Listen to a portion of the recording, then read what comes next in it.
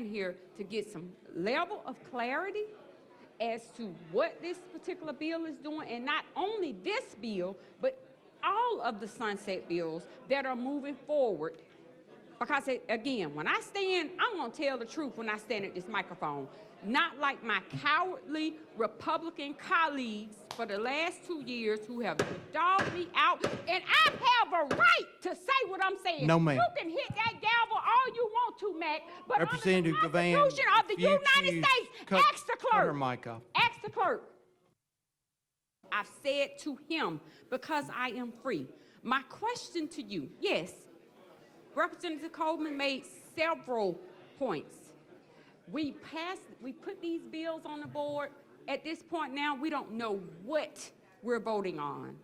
We don't know what the issues are. We don't know what the questions of the day are. We don't know anything. And half of the time when you all stand at the microphone, you don't know what you're talking about. No representation is made that the quality of legal services to be provided are greater than legal services of other lawyers. I'm Harry Steele. I'm a retired gentleman down in Daphne, Alabama. Today I'm joined by my co-host, Brandon Mosley, reporter and content manager at the Alabama Gazette. How are you today, Brandon? I'm doing fine, Harry. How are you? I'm good, and we're blessed to have a special guest, Juandalynn Givan, Alabama House District 60. She's a Democrat out of Birmingham. How are you, Ms. Givan? I'm doing pretty good. How are you, Harry? I'm fantastic, and I think it's very refreshing for someone to say and admit that you have no idea what's on the calendar. Half the people in the House have no idea what these bills they're voting on even say. And anyway, I have a unique perspective. Brandon's been covering the legislature for about 10 years. I paged for the legislature in 1990. So I know that we went from half the legislature being smart lawyers like me and you to half the legislature being retired law enforcement and all the things that have come with it. So congratulations on getting gavelled down. I think that's the most refreshing thing I've ever seen in my life. Well, let me just say this. First of all, thank you for having me. Thank you, Brandon, for all that you do when you're journaling and being a great journalist that you are.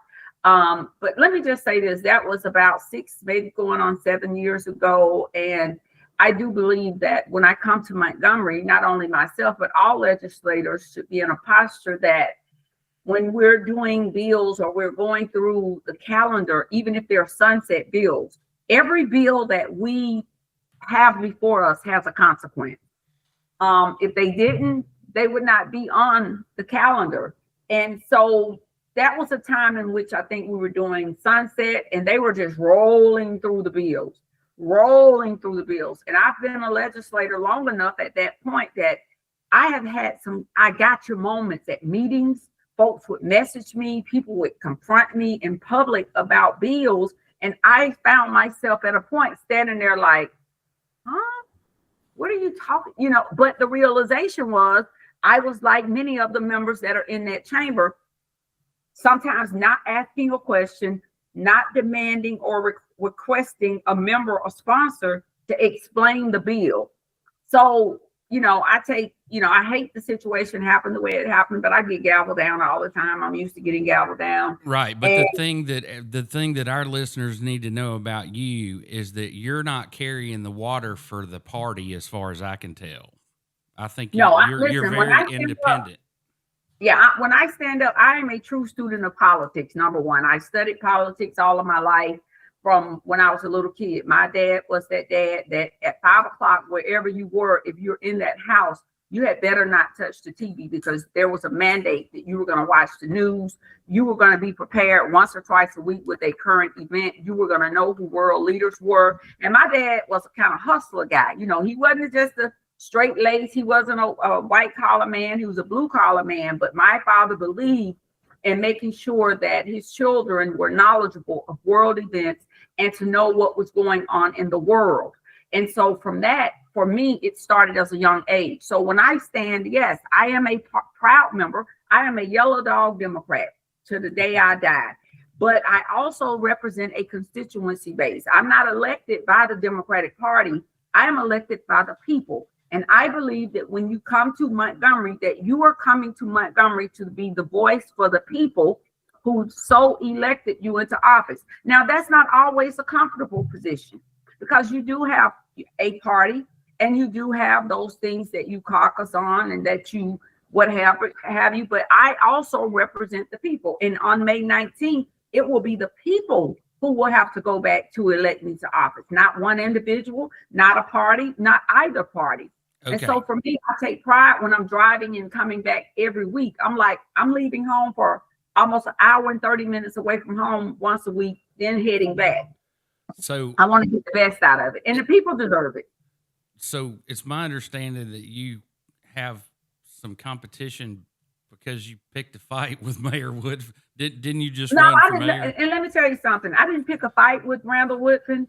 I am a leader, and had it not been for me taking the position to run for mayor, and people who knew me closely, very closely knew, I didn't run that race to think necessarily if I won and ran and I won and that was fine.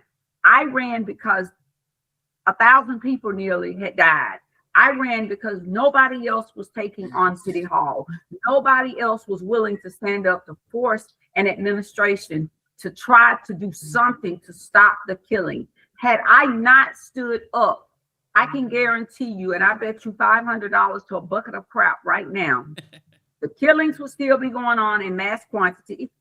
I can tell you that right now. And somebody had to stand up. The reason why you saw that commission reconvened, or another commission reconvened in Birmingham, is because I began to apply so much pressure. All gas, no brakes. And so I am proud of that. I don't fear this leader. I don't fear this administration. And anyone who is bold enough to tell someone they are endorsing someone because they want someone who will not point fingers, I am saying to the people of District 60, y'all better be glad for the fingers that I've pointed. My district is not all encompassing of the city of Birmingham. I have won this seat by 75 to 85% of the vote every time I have won and every time I have run. I cannot imagine someone coming in with those voters who have been solid with me for this many years. So I'm running my race. I'm just going to keep it clean, keep it cute, as the people say, and I'm just going to keep it moving. I'm not afraid of one leader. I'm not impressed by the leader who is not in support of me, and I could care less about him, period. As long as you got 200 grand, you can be as sweet as you want to be. That's the threshold. Listen, it doesn't even take 200 grand to run this race. First of all, I am a very seasoned elected official. Whatever I need to run this race and complete it, I have it. Trust me. So we'll be ready to rock and roll. And I'm the last poll and the first poll that was taken, I was at, I think, 60-something% at that point. No. And plus, I represent a district that I have 4 or 5, 6 mayors. And there's only one mayor that's attacking me.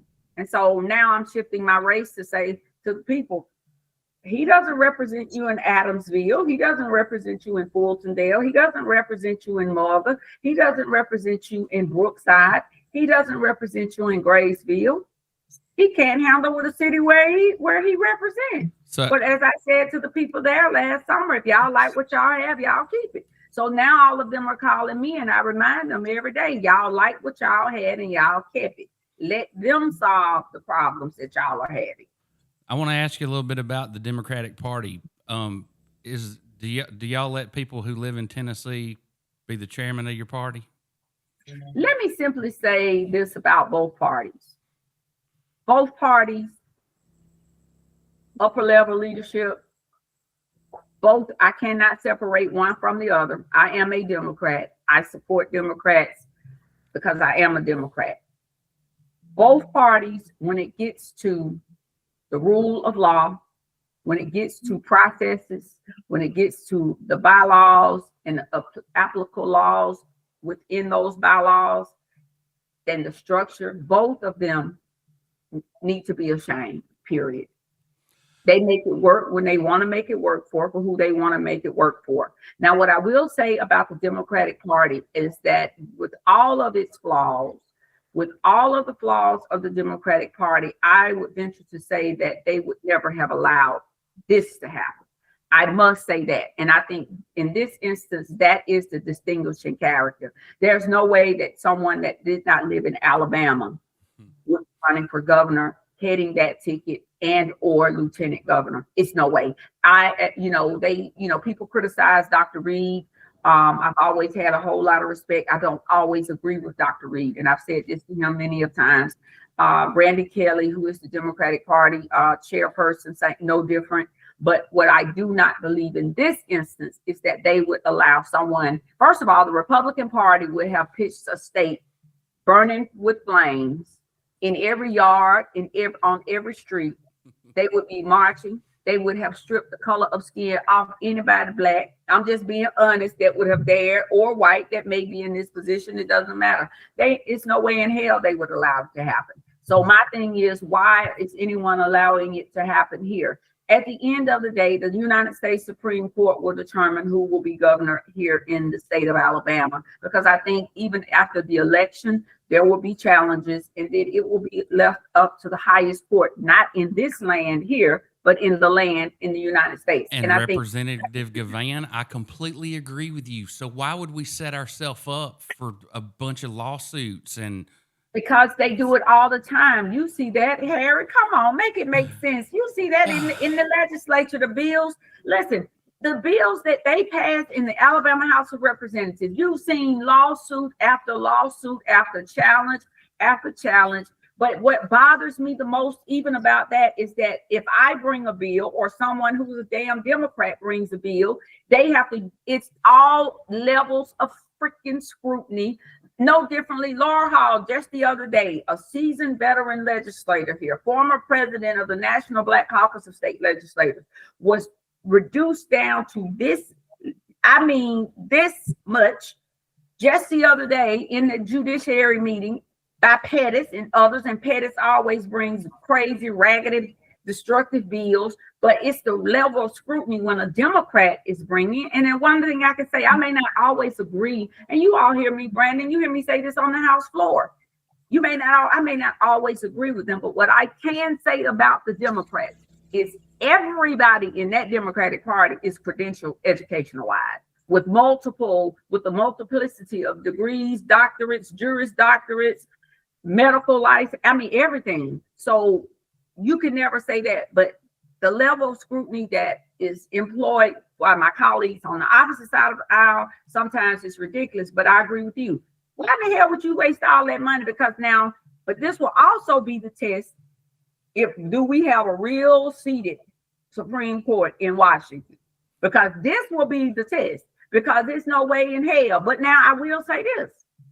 I can tell you right now, whatever they needed to have in place, some kind of way, come hook or crook, whatever manufacturing, whatever doctoring of a document, instrumentality for at least Tuberville, they've already taken care of it. We have to point out to the audience, it is alleged that Tuberville is a Florida resident, and alleged that John Wall is a Tennessee resident. All right, so let's move on to some things that you guys are getting done in this lame duck session where everybody's in primaries. So the Alabama Senate Committee advances bill to protect houses of worship for disruption by protesters. So Don Lemon went into a church in Massachusetts with a bunch of protesters. Minnesota, wherever it was, somewhere way far away from here, where it's never going to happen here. But it seems like, in a place where you set off a bomb and killed a bunch of children, we all know that if you disrupt a church service, you can be charged with. Of course it is. And harassment and all these other things. But anyway, it's a knee-jerk, feel-good bill, and congratulations on wasting a bunch of trees. No, it's a Trump bill. Listen, it is one of the biggest foolery pieces of legislature that I've seen. First of all, you're right. It is from a sensationalized event. But the worst part about this is this. Even with Don Lemon, and I had an amendment prepared, but I didn't get it. I didn't get it in time, and I should have just offered it when I first when I had the opportunity to speak. But what I will say is this: the level of foolery with regards to this bill. I asked the sponsor, "Have you ever been to a black church?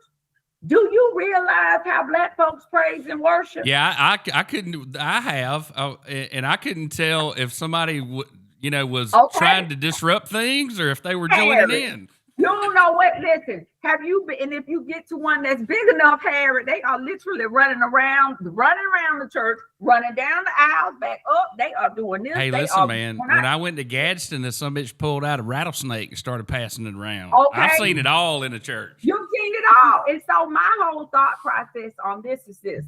We are dealing with a freaking sensationalized issue. But the worst part for me about this was when Don Lemon went in the church, he spoke these words: "I am here in my journalistic capacity."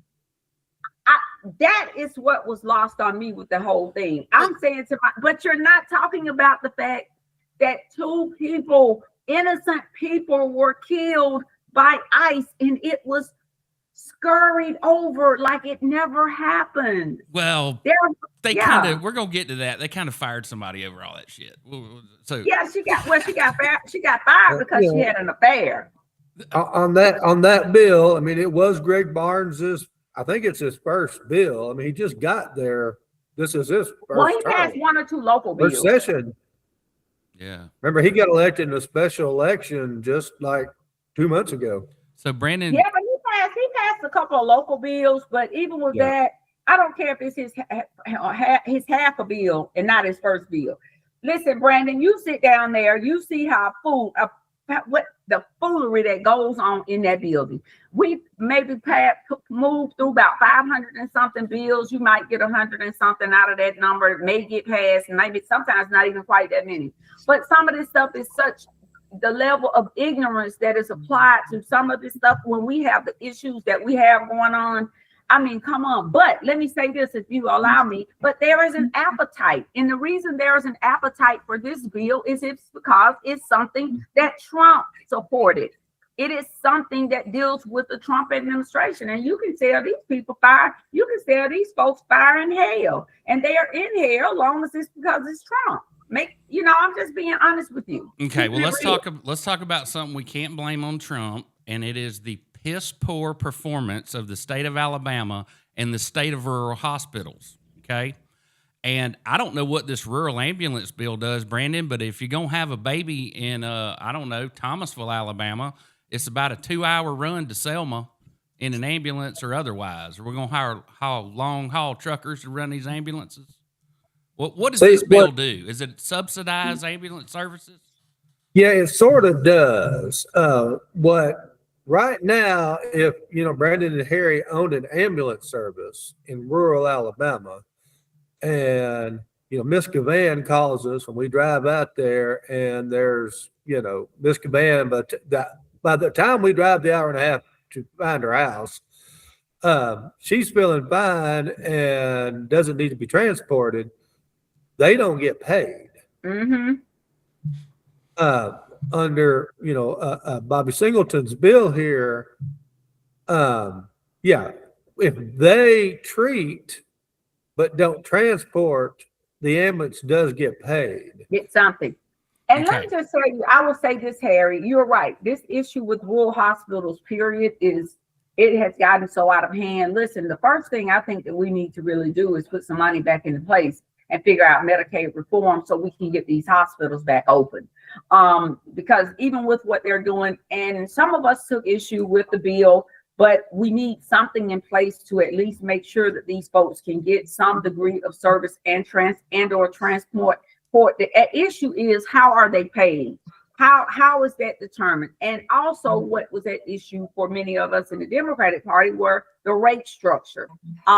We met with Sonny with the commission, county commission. Sonny Braswell. Sonny Braswell.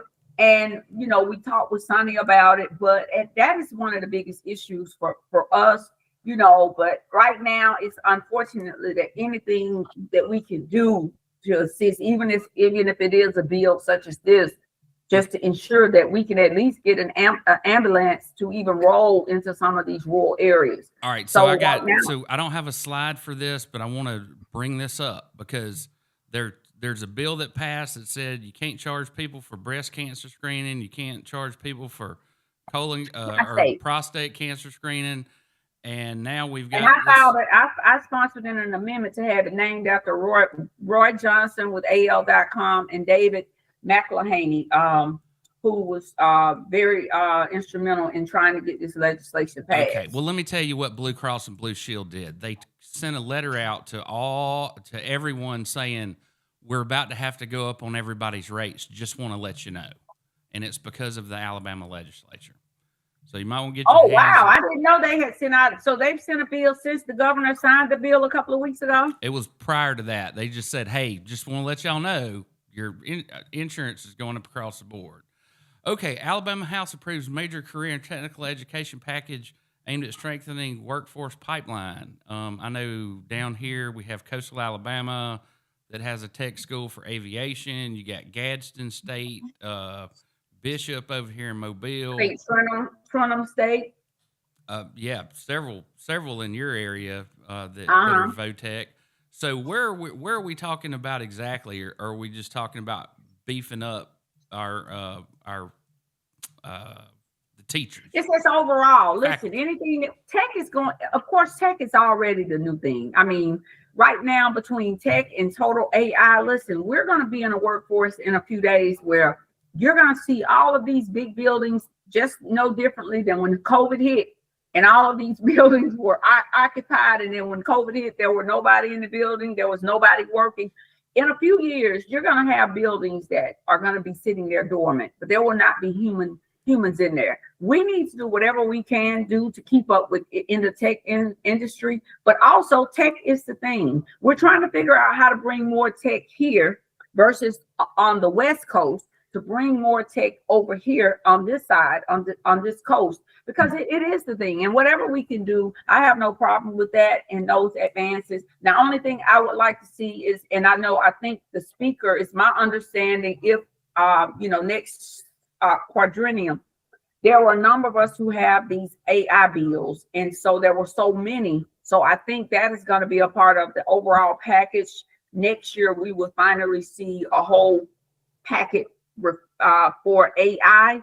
So I have no problem with this bill and support it wholeheartedly, because we've got to strengthen this workforce. But also the problem with that on the flip side is, once we strengthen it, the question is how much of the tech will be man operated versus machine. Do you do any environmental law? I do sometimes. I used to do a little bit more than I do now. So let's take everybody. I represent a lot of educators, and in the school systems, the mold level was so high, and the schools were so contaminated with mold. But what you got? Well, I'd like to point out to everyone that the state of Alabama just passed a bill. Did the governor sign it about our environmental regulations have to be congruent with federal law? Listen. First of all, no, they cannot be amended or changed or altered at the recommendation of just ADM or what have you, and that they cannot make those changes. Now you're talking about at the top of the line level of ridiculousness. I still cannot understand that bill. Okay, but look, let's let everybody in on the big secret. So since the establishment of the state of Alabama, we have had environmental regulations. Federal environmental regulations didn't come along till the 1950s. The Clean Water Act was what, 72?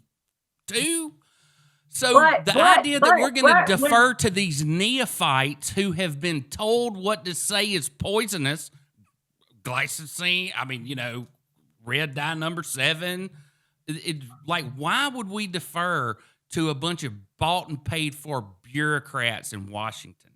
And it's all got to do with Roundup, if you ain't figured that out yet. Yeah, it's for the farmers. But let me just tell you, I have worked very well in Washington with EPA. because there are so many areas in the Birmingham area, Harry, that fell under a level of environmental destruction, as I call it, especially in the North Birmingham area where Representative Moore. And I'll be honest with you, when we're dealing with that level of contamination, EPA has really been real good. They really stepped in when we had lost all hope, when we had whole families dying of cancer. And Bosch and Bingham is bribing our state representative. That's how you know it's bad, when the law firms are bribing members of the legislature. And even if it was a rogue Roundup, was not the whole firm. He was the managing partner of the firm, Brandon, the managing partner. But I still, regardless of what, I wouldn't want to defer. Listen, I respect ADM. As do I. ADM, I'm just going to be honest with you. Closest to the people. ADM has been one of those departments that I must say, and I said this, I don't know if you were there when we debated this bill. They are one department that, as straight-laced in leadership, with a level of integrity that is far beyond excellent and beyond. We're talking about since Lance LaFleur's exodus, right? Yeah. Okay, we couldn't be talking about when Lance LaFleur was there. Lance had his, but Lance was okay too now. But now, sometimes you have to wrangle them in. But at the end of the day, but he said you can eat coal ash and it's good for you. He's a lying. Well, people eat red now. But Harry, people eat red dirt now and bake it. Well, you can eat kaolin. Kaopectate is kaolin and pectin, which is oil and clay mixed together. It's, I hate to flex my farm. I did go to pharmacy school at all. I was going to be a pharmacist, and then something happened. I got hit on the head. So talk about being hit on the head. The U.S. Coast Guard doesn't know that Birmingham Southern is 270 miles from a large body of water. Yeah, but they have stuff that they need to train that, you don't have to do it on the water. You don't have to have the water. Listen, there were actually Katie Britt called me last night because I did give kudos to her on the House floor. And as a result, yesterday, she and Tuberville, regardless of party affiliation, when they do something right, I believe they should be recognized, and that should be commended. Birmingham Southern sits on 192 acres. It was a very storied college at one time. We had many of presidents of the United States that frequented, many of Secretary of States that frequented. Kissinger came there, several others. But at the end of the day, you have 192 acres that sits prominently in House District 60, number 1, which takes up almost half of an entire community, the Bush Hills community. And because of that, I did not want that structure to sit unmanned or unoccupied not one single day. And there's also a housing community on that site as well that abuts the back end of the entire campus. Now, with that regarding the water, there is a pond, a small little pond lake that is on that campus. That is a beautiful, very, very beautiful lake or pond, whatever you want to call it, but it's very, very nice. So there is some water there. But for what they're going to be doing, 1,500 trainees at a time that they come in each class, 400 or 500 employees, as well as some additional jobs. There were other places in the state of Alabama that wanted them. That is my understanding. They were trying their best to get it. But I am thankful because I did not want this property to be like the old Caraway Hospital. And y'all, I think you all. Yeah, Caraway was a debacle. That was a nice hospital. And the minute the management left, they took the security with them. Yeah. And I mean, the dregs of society suddenly took over the hospital and just trashed it. And Brandon, and what I tell people about Caraway, this is the unfortunate thing about Caraway. I don't care what anybody says. Caraway Hospital was the best hospital I know for a fact in the city of Birmingham. It was a hell of a hospital. Well, y'all better build a hell of more jails. Work there as nurses. Great nurses, great doctors, yes. So y'all better. So this new bill that's advanced to increase penalties for attempting to elude law enforcement, and that's just like resisting arrest. Everybody that gets arrested is gonna get slapped with this shit. And why would we? Listen, if you're eluding going 100 miles an hour down the interstate, it's already illegal. It's already illegal, and I think that is the problem I have with my colleagues. A lot of these things, they're already illegal. It's already illegal. Now, if you want to modify, the penalty, but to come in with a whole new bill and it's like you said. The Sheriff's Association is in charge of the House of Representatives. So this is our leadership right now. Pringles from down here, I know him pretty well. Is Ledbetter? Well, they call it the bail jumping bill. Yeah, Ledbetter's rangeable up in DeKalb County. So the most important thing that we've done this legislative session is rename the Gulf of Mexico officially. Senate committee advances bill despite Democratic pushback. Now, I don't know why in the world this would be a priority when we got, what is our are we 50th in infant mortality? That's a priority, Harry, because it's something that Trump supports. Come on, it's no differently than the church bill. Listen, if the damn water that is the Gulf of Mexico that surrounds us and in several other places, countries and instances, has been the Gulf of these here Mexicos forever, why in the hell do we need to name it the Gulf of America? Listen. It's like the Kennedy Center. All right, let's talk about the fact that the Constitution of 1901 prevents counties from having home rule, which has led to this debacle because a data center that is being located in Montgomery, Alabama, is going to put, 8,000 acres worth of solar farms in North Baldwin County, dump them onto the grid, and the tax credits for renewable energy that are required when you locate one of these things is going to be hundreds of miles away from the people that get the benefit. Now, if you think taking 8,000 acres and turning it into a solar farm is a good idea, you've hit your damn head, especially up here in a place as beautiful as North Baldwin County, which is rural. Do you remember Harry Shivers and that idiotic Stockton Landmark District that we've done 4 more down here? They do nothing to protect anyone. It is the biggest nothing burger, which is what I told everyone when it happened. And they said, oh, no, it keeps the cities from annexing us. And I'm going, it does nothing. I really don't think it does. Let me tell you what the Constitution says. It says that if me, you, and Brandon are contiguous property owners of more than 3 acres, we can get together and start a damn municipality. You can't stop it. It's in the Constitution. So I don't know what we're doing here, but it is just idiocy. Now, Harry, wait a minute. This is what gets me with you guys. When y'all say y'all don't know what somebody is doing, the question is, no, you don't know what they are doing. The question is, you don't know who is doing it or who they're doing it for. That is why when you get down to it, you have to get to the root of that question.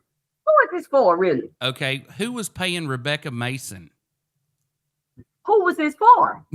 Right, exactly. Who is this real? Who? Okay, so look, in a place like Mobile, Alabama, it turns out that we have mostly cloudy 33 to 58% of the time. It's the worst place on 61% of it's the like daylight that reaches are surrounded the ground. by water. You're gonna get every day. You're gonna get a speckle of rain or some clouds. I tell people even about Florida. Florida is a sunny, sunshiny place, but if you're in Miami, you're gonna get some rain every other day, if not every day. Okay, well, let me tell you something else you did. When you amended the Open Meetings Act, you allowed these jakelegs to go into executive session. Yep. And our county commissioners, we can't talk about this data center or this solar farm because it's tied to an economic development project that's getting $42 million in tax credits from the state of Alabama. again, the question is, it's simple. Who is it for? Well, And it's for that's the some thing rich. that a It's lot for of some people. rich guys that want to develop this land, and they can't because look, there's a reason that 59 goes around this property and the interstate Mhm. goes south of it. It's because of all the water that's on it, and nobody's It's built all a the house water. on it. Listen, let me tell you, I tell people this all the time, and it's no offense to anyone. I said this even when there was a takeover of the Waterworks Board in Birmingham last year. If there is any water around, the people, they didn't run the Indians off their land because they wanted the land. They ran the Indians off their land because they wanted the water and the minerals that ran between that land. And that is why water and your water rights and anything that is surrounding water becomes very, very, very important. Water wars has been the wars that has never been resolved to this day. In all of these years of American history, go back and do your homework on it. Hey, we didn't defeat them; we bred them out. That's right. We bred them out. Look at what we've been battling in Tennessee, Georgia. No, but and I'm the progeneration downstream. Is what I'm saying. Yeah. It's hard to swing a dead cat down here without hitting a white guy with some red skin in him. Okay. So anyway, this is the future land use map for Baldwin County. Do you see a big ass solar farm anywhere in here? No, it's the neighborhood center is over here in Stockton, which is already a town with a restaurant and a museum. Stockton is nice. I come through there when I'm going down to Point Clear. There you go. Well, anyway, what I'm getting at is all county land use, if you're going to have it, every county has to have a comprehensive plan. And that's the reason we created the regional planning commissions to help these rural counties that didn't have staff, right? Okay, so what the hell are they doing?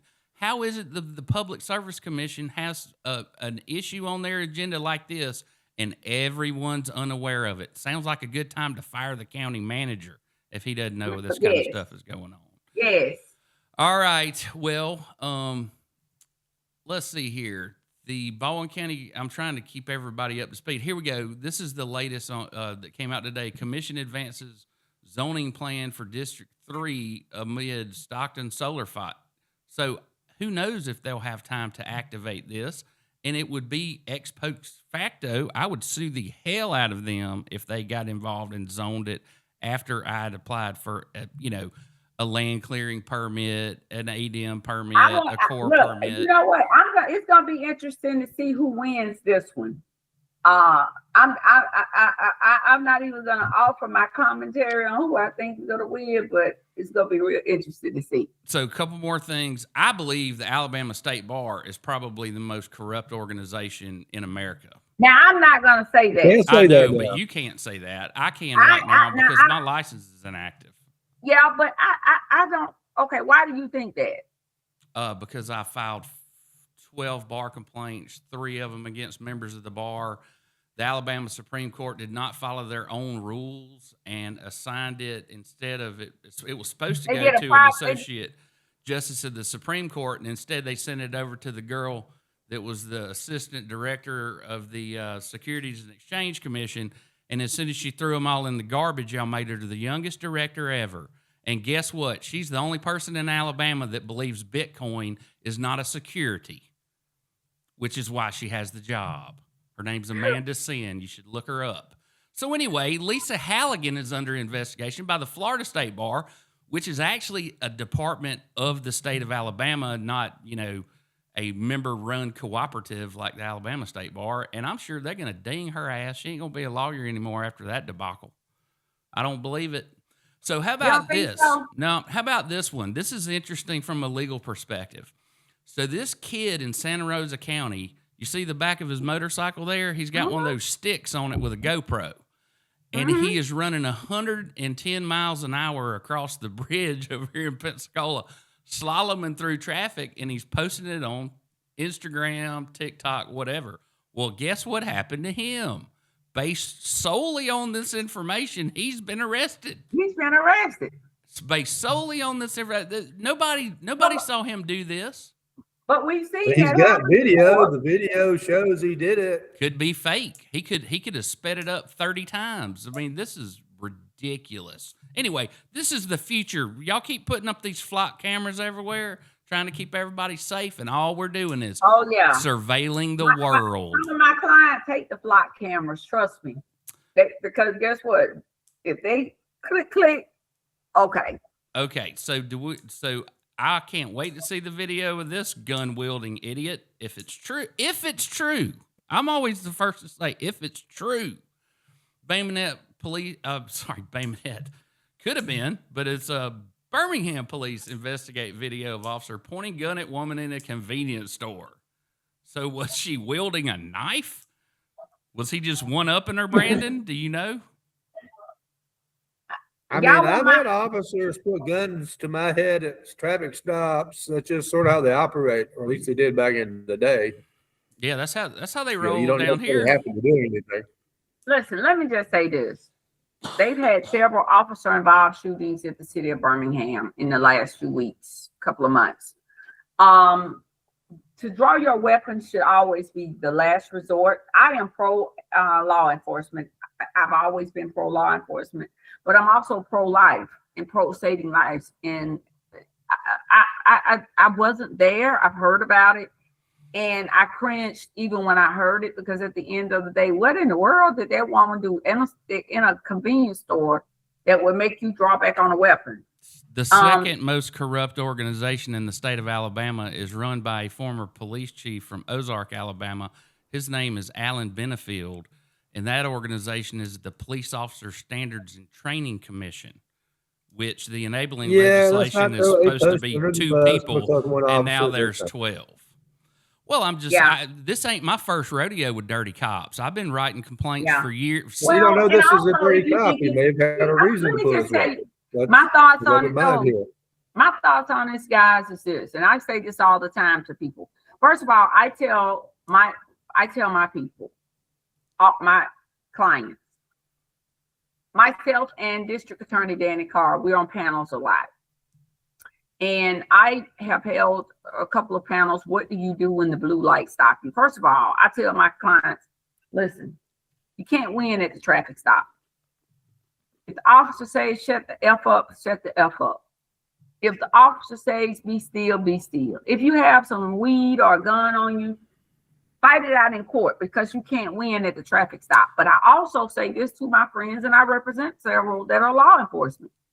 The question is, have you curated a temperament in your mind that you understand that gun on the side of you can be a help, but it can also be a hindrance? Do you always draw back? Is that the quickest thing to do? Because I don't know what a woman would have been doing in Birmingham at a convenience store, especially when they're not trying to stop prostitution at the convenience stores. They're not trying to stop the trafficking that goes on at the convenience stores. So what in the world would this one woman would have been doing for you to draw back on a gun? Okay, That's so I give the same advice. When you get pulled over, put your hands out the window so they can put the cuffs on you and say, my lawyer's name is Harry Steele. Please take me to jail so I can call him. Take me to jail. That's it. Okay. I'm running for Attorney General of the state of Alabama in 2022 against Steve Marshall. I get pulled over by a Baldwin County Sheriff's deputy. I'm going 40 miles an hour. She says I'm doing 70 something. She places me under arrest because she says she's going to. I said, no, ma'am, you're not searching my vehicle.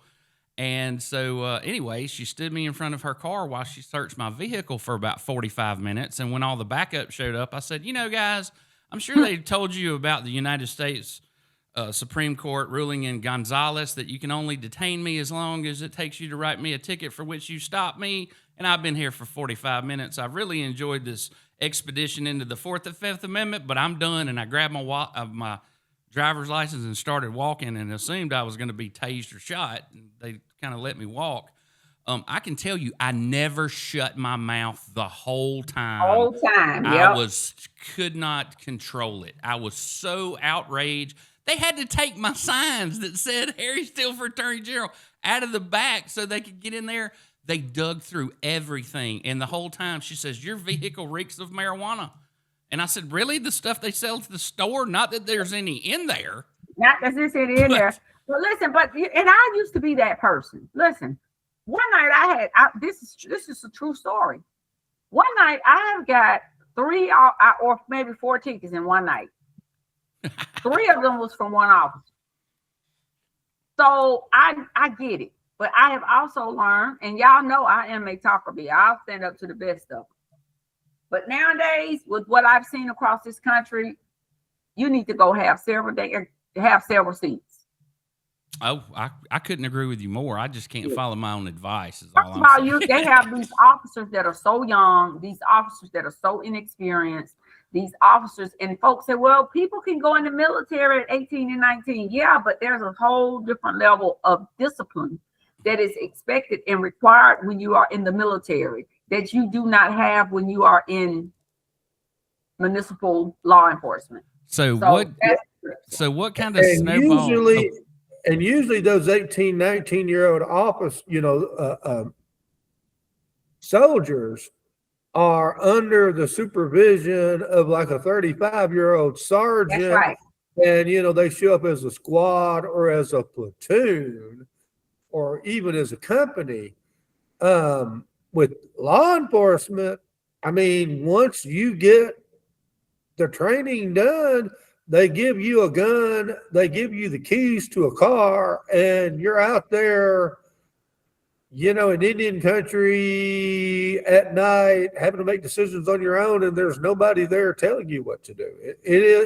I'm not dogging the military, but the amount of responsibility on that lone officer is enormous. Yeah, it's a whole lot. Hey, can we talk about the snowball's chance of legislation? So, the Public Service Commission hasn't held a rate hearing since I was since I was 3 years old. I'm 52. Let me say this. This is Harry. Let me say this, and this is my thought on this whole bill, this whole debacle of a mess. This bill, either bill, these bills, whether it be Butler's bill or the one, of course, that died a few weeks back, the most dangerous bills that we have had down here in the legislature. I'm just going to be honest with you. Oh yeah, people have made enemies over this thing for life. Listen, and it's not over yet.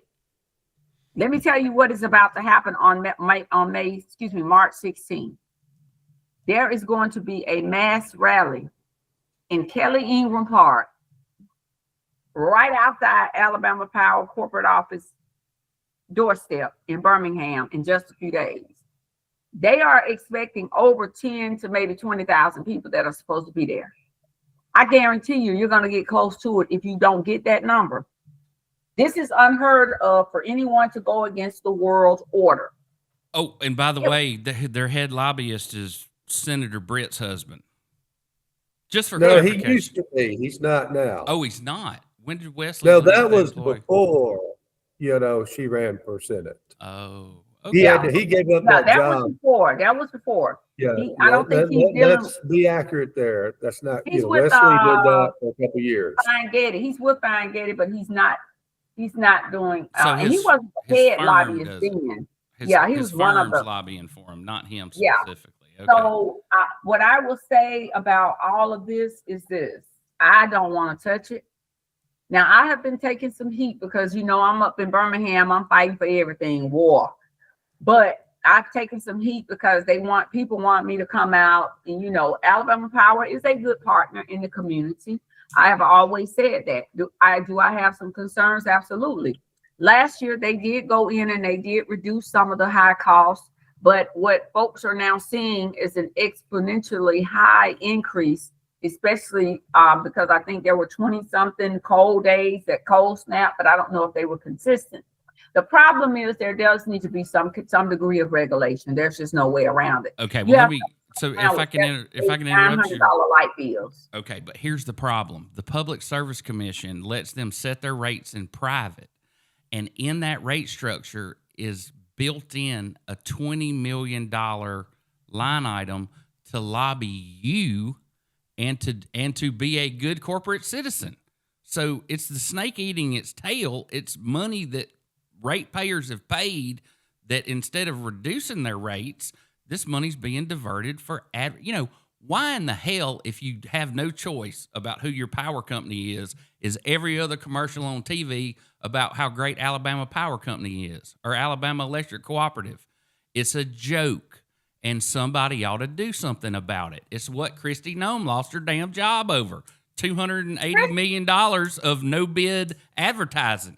She lost her job because she was having allegedly an affair with Lewandowski, and that ultimately was just the straw that broke somebody's back, pun intended. Yeah, well, whatever Yeah, the story I think is. when that question came out at that conference, at that hearing the other day, she could have gotten away with the $200 million. You have Trump rebuilding the East Dam ballroom, East wing, and in that East wing, you have him building that, and that's $352 million, even if it's donated money. So they blow money all the time. In The this Federal Reserve Yeah, spending $1 billion. the $200 million in advertising. Advertisement.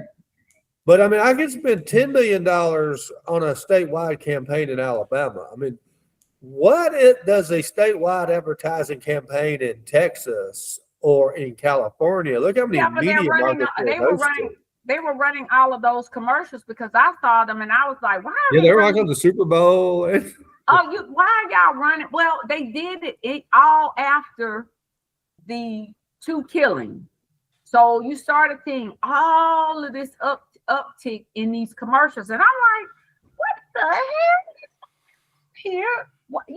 Now all of a sudden you're running these ICE ads, and ICE is this, and ICE are law enforcement agencies. Flood the zone. Flood the but zone never, with shit. But never in my mind, Harry, did I ever think, damn, that's a $200 million campaign. But I think what really got her, from what I'm hearing from my insiders, they could have lived with that. But the problem was when the representative put her on the spot and she could not answer the question as to whether she was having an affair with a subordinate, it made all of it look so bad, because even with that, you should have been able to say, that question is out of line. No, I am not having. She never denied it. And she couldn't get past that. So no one learned anything from the mayor of New Orleans. I don't understand this. But she should have at least denied it. She froze. And you knew she was having an affair. That's the worst part about it, because I'm like, girl, wait a minute, hold up, y'all. As smart as your mouth has been since and she got a banging body now. I mean, the girl fine. I mean, you cannot take it away. She got a nice body. But you mean to tell me you have all of that mouth, but you cannot answer the question as to whether or not you are having an affair with your subordinate? You look real dumb. Bundy, I thought nobody could top her, because that girl was like the damn devil, the exorcist with the head spinning around in the original Exorcist. That girl right there don't play. I mean, she might give me a run for my money. But let me tell you something. When somebody asks you if you having an affair, and listen, and you have a husband at home, girlfriend, you need to deny it. You didn't even deny it, and that was it. All right. That's from my Washington insiders. That's what I'm hearing. Really, what broke the straw that broke the camel's back. It was just too bad. So here's and women get away with what men get away with, unfortunately. Oh, that's too bad. I hate that. How many sexual harassment lawsuits have been settled by Congress? We don't know. We don't know. I mean, look at what happened to what's the guy name that just had to step down? Yeah, Gonzalez. But he did deny it. Most of the men, when they're asked that question, they always deny it. And she didn't deny it. So Brandon Mosley Gonzalez, I think, could have survived it, except the little girl staffer that he was having an affair with lit herself on fire with gasoline and died. So it was like, yeah, she was trying to. And then there were text messages. But the point is, he at least still denied it. Every man that has ever been called to question on this has denied it. But the one woman, she didn't deny it. And when I tell y'all, I went back and I looked, not to beat the dead horse. I went back and I looked. I said, wait a minute. Because the Trump administration can survive anything. The woman had already survived 2 killings. But when that congressional representative, the congresswoman asked her the question, she said, no, I absolutely am not having an affair with anyone in this administration. Next. All right. So I have a question for you. The question of the week. Who has had a worse week? Brittany, Kristi Noem, or the Louisiana mayor who had sex with her son's company at the pool party? Are y'all familiar with her? Yeah. She's not too bad looking either. I don't understand these women having affairs with subordinates. Let me take it. Let me do this. Let me do you a favor, Harry. Let me take it one by one. All right. Britney Spears. This is America's fault. Why? What did we hear for the last 10, 15 years? Free Britney. Drugs. She's on drugs. Her father did everything he could to protect her when he was her conservator. Well, the popular vote, free Britney. This girl has a freaking mental illness. Free Britney. She needs to be able to be over her own life. Free Britney. She no longer needs to be under the control of her father. Free Britney. Mental illness is a disease. And people in this country need to know when to shut the freaking F up and take several seats to the back. And I don't care if she is the president of the United States. I don't care how popular she is. This girl needs help.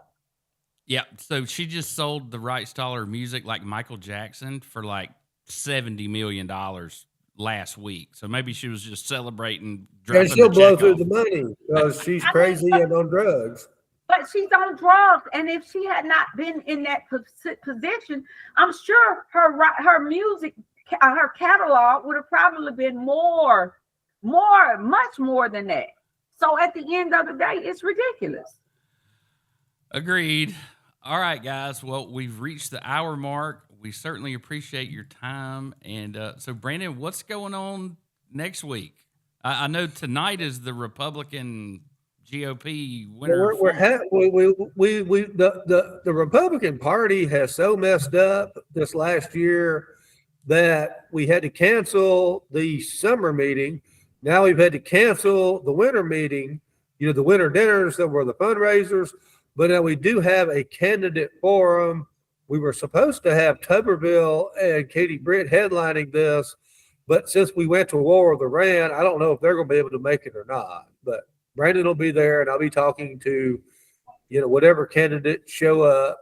And then tomorrow, is the big, whether it's going to be John Merrill as the chairman or 83-year-old Joan Reynolds or Scott Stadthagen. Or somebody from the floor with the executive committee, you never know. I think John Merrill will take it in the end. Now, let me say this, y'all, and I want y'all to hear me. I don't get into Republican stuff. That's just like I tell my friends that's Republican and white. I don't get in white folk business. Now, listen. Now, I'm just telling y'all. This is going to be one of y'all best shows. Hey, I'll be back on here, Harry. Hey, Brandon, we can have a good time on it. What's his name off the 94.5? What's the guy name? Oh, up in Huntsville. He had been trying to get me to come on and do something with him for a long time. But listen to this. I will say this. John will be good. You can say whatever you want to say about John Merrill. Yes, he has had his issues. But John is marketable. He is smart as heck. Yes, he has whatever. But John, even being a Secretary of State, John was a heck of a Secretary of State in the state of Alabama. I don't care what nobody says. But he would be good because he is all of those things, marketable. He does have a swagger and a charm about him. And John he knows how to balance Now the issue is what's going on with Stat Hayden and the speaker. Of course, we know, again, all of that will have to resolve itself. Now, I was kind of bothered by one thing because when Mike Hubbard became the speaker, Mike was chair of the Democratic Party, and he did not step down until he became speaker. So I do defend Stat Hayden on that end, that he should have been able to run and be, he should have been. Mike Hubbard was the minority leader. He was the minority leader. That's what I'm saying. And the chairman of the Republican Party. That's what I'm saying. That's why I said whoever. And that's why I agree with Stat Hayden on that. And I said, and I tried to tell. The other thing, what pisses me off, Brandon. Let me just say this: these people who come here and get elected into office, when we are historians and gatekeepers of this stuff. We have been here. I've been here 16 freaking years.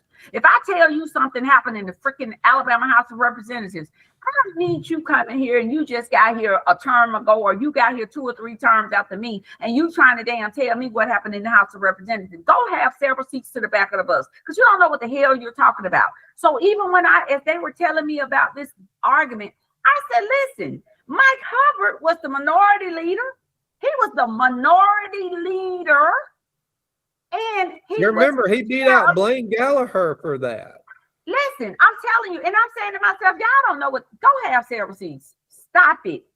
And so at the end of the day, I was like, I'm not here. I don't care what they do. I could care less about the Republican Party. I don't care about white people problems, white people issues, just like they should.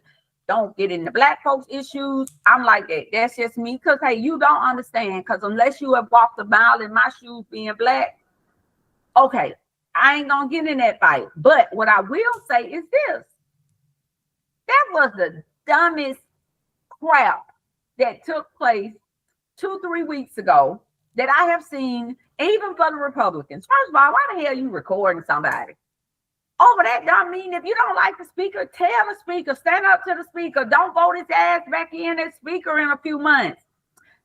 Go have several seats. But to do all of that foolery, what did it benefit you? Now you're going to lose your office. You're going to get booted out your office. You're not going to have the committees you're going to have. And then it's like I told him to close it out. Mike, y'all can say what you want to say about Mike Hubbard. The bottom line is this. Mike wouldn't be still trying to figure out who leaked that recording, because guess what? Mike would have cut your head off and you would have been walking. Didn't even know your head had been damn cut off and you were walking headless. If one of the caucus had recorded Mike Hubbard going off and then shared the tape with media all over the place, yeah. Hey, Brandon, first of all, Mike can shut the legislature down. There would not even have been a caucus left. Do you hear me? That would not have happened. You could not have paid not narrow one of those Republicans that are in office now, because like I said, Mike would have cut your head off, looking you straight in your face. You would have been walking around like a headless horseman. You would have been a headless body walking around. No, hey, Harry, you wouldn't have had no head, nothing. So Testament leadership is different. And let me just say one thing, and I tell people this all the time. So folks ask me about me and Ledbetter. I have no problem with Ledbetter. Ledbetter is who he is. Folks have wanted me to say things. I'm not going to fight. If he and I fight, we fight. If I'm going to fight, I'm going to fight an honest fight with you. I'm going to fight you man to woman. And Ledbetter knows that. I'll have no problem with him. If I call him and I say, hey, let's have a conversation, we have a conversation. And we've had many of issues at times. But what I told him, it's not my job to purposely hurt you. It's not my job to run over you. But what I will say to this, and I did say to several people, what is missing, you need savvy. You can say whatever you want to say about Mike Hubbard. Mike Hubbard had savvy. He was articulate. You could send Mike anywhere. He had a conversation. And Mike knew how to temper situations. Mike Hubbard was a thief and a liar, and I'm glad he's out of politics. Yeah, he was all of those. He may have been those things. I'm not talking about those traits. I'm talking about how he coexisted in his leadership capacity and what made him so unique. The Auburn Sports Network made him unique, and he that Auburn Sports, has and a monopoly on it. Okay, well, thank you so much for your time. Harry, I felt that shade then. You got that shade in. Oh no, I So look, like I said, I've been around a long time, and I know Mike Hubbard was the furthest thing from a Republican that we've ever had as a speaker. Sorry.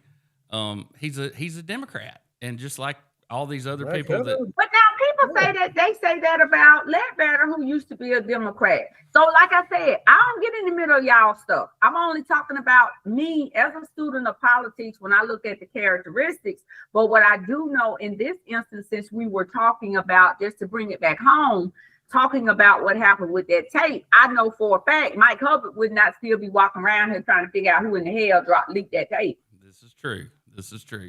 All right, guys. Well, Brandon, you have fun tonight. Represent us well, my friend. And, I know Brandon got his good jacket on and everything. Hey, Harry. Yes, Make ma'am. sure you take some pictures and some selfies, Harry, so we can. Oh, no. I will not be attending. I'm going to stay in South Alabama for this one and let Brandon go do his thing. Oh, so Brandon so Brandon, you make sure you take some good pictures and stuff. I see you got your good suit on already. Yeah, And make sure, hey Brandon, make sure you text me tomorrow when the vote comes down. Oh yeah, we all want to know. I'll be watching your Twitter. All right, man. Okay, well, everybody have a good weekend, and we will see you next time. Thank you. Peace and power. Kinds of things have happened in the last 2 years that no one ever could have predicted, like really, really radical things, from Trump being shot in Butler, Pennsylvania, to right now, a week ago, the United States declaring war unprovoked. There's no direct provocation in the middle of negotiations with Iran. Like, even though it was happening, it was still a shock that it actually happened. Since we have a very recent track record of really unusual, if not radical, things happening, I mean, how concerned should we be in the United States about something like really radical happening here, and not just a terror attack, or as likely a false flag terror attack, or whatever, Americans being killed in America, which is what matters, but like the U.S. government doing something crazy? How should we feel about criticism of this war, or Americans who criticize the war from within the United States at risk? Yeah. Do you think? I mean, let's just be honest. It terrifies me. It terrifies me. And let's be honest, and you should be honest, because, well, let's look at the Department of Homeland Security, right? And you and I can be supportive of a lot of the president's immigration policy. And I think we can also recognize that there were parts of that immigration policy which were specifically directed by a foreign lobby for trying to deport people who were critical of the nation state of Israel. Sorry, I didn't care about that. That was literally like a function of like the Department of Anti-Racism effectively coming in, becoming the Department of Anti-Semitism as floated by Ibrahim Kendi. That was the level of insanity that we saw when people are getting deported for writing an op-ed. Okay, well, now this machinery has a new potential lead, Mark Wayne Mullen. He's very pro-Israel. Well, also, let's see, that could get, marched and created into an organism where already, I've seen calls for people who are critical of the war, it should be silenced, should be subpoenaed. I think I saw that one about you. They said that you should be subpoenaed and dragged. They said I should be imprisoned. Right, imprisoned, right? Didn't somebody say you should even be put into an internment camp? Yep. This is how it all happened, guys. I mean, this is how it all had the Pearl Harbor to internment camps for Japanese was like this. It was a blink of an eye within a year-long period. That's how it happened, where we stripped all of these Americans of their fundamental rights and locked them in a camp. That's insane. So the idea that it could never happen is obviously proven by our own history that it very obviously could. But more importantly, it will look like in a 21st century way. So there will be AI. There's already mass censorship. There's mass bots and propaganda efforts that are going on right now. I mean, already, how difficult is it to even see various types of video, which is coming out from the actual conflict, trying to verify whether any of this is even real in real time as we're processing what's happening. But I think what you raise is, if you look at every war, as for Americans, especially the wars of my lifetime, the war on terror, I am fundamentally less free today than I was as a child born in the United States in 1992. And the Americans who lived through Vietnam were less free after the Vietnam War than they were before. And the Americans who were born, or the Americans in World War II, were less free in many respects, or especially during the war, for censorship rules and all of the stuff that the government was doing, than before the outbreak of the war. And then before that with World War I, in the Civil War too. I mean, think about suspension of habeas corpus, all of these different things that these presidents have done. It is a natural effect for a wartime nation to crack down on speech, and specifically critical speech of those war efforts. And we should be afraid. Even if you like the person who is in power, you need to recognize that this is a historical trend which goes back through our entire history. It's part of the reason I think that you and I abhor war so much. And we also, this is the scariest part, is when you watch this censorship be self-imposed on media organizations, and you create a system and an incentive structure such that criticizing the war will remove, any professional ability that you may have to advance yourself. Specifically, let's say as a policymaker in Washington, you and I know dozens of people who are in power. They don't support this war. They can't say anything out of fear of losing their job. I'm not just talking about in the White House. I'm talking about in the entire, national security apparatus, the think tanks or others, because they're afraid, of either being called by the donors or for saying that you're being too critical of something that the president supports. Open debate and free speech, the inability to have any of that in the lead up to Iraq destroyed our nation. It destroyed it. I'm very committed to making sure that doesn't happen again. But you and I are we're individuals, and the U.S. government is a Leviathan, and we should be wary of it.